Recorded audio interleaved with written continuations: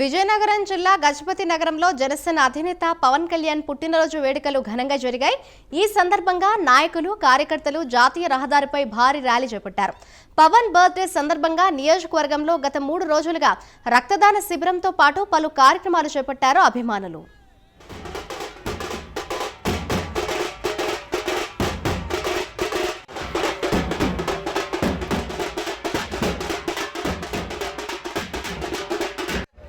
ఎప్పుడు మీకు అందరికీ తెలుసు, మీడియా మిత్రులకి, మా జన సైనికులు ఈ 2వ తారీఖు ఎంత సెప్టెంబర్ నెల ఎంత ఇంపార్టెంట్ అని మీ అందరికీ తెలుసు.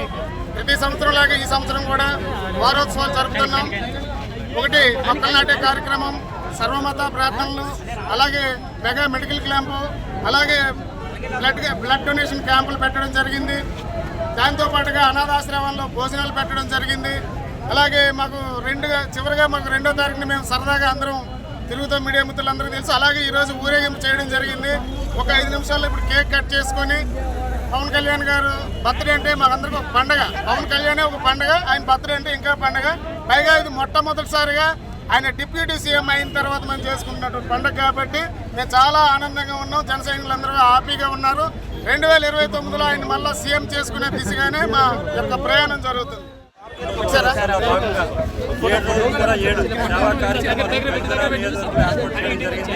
ఒకటి మొక్కలు నాటే కార్యక్రమం నుంచి బ్లడ్ క్యాంపు, అలాగే మెడికల్ క్యాంప్, అలాగే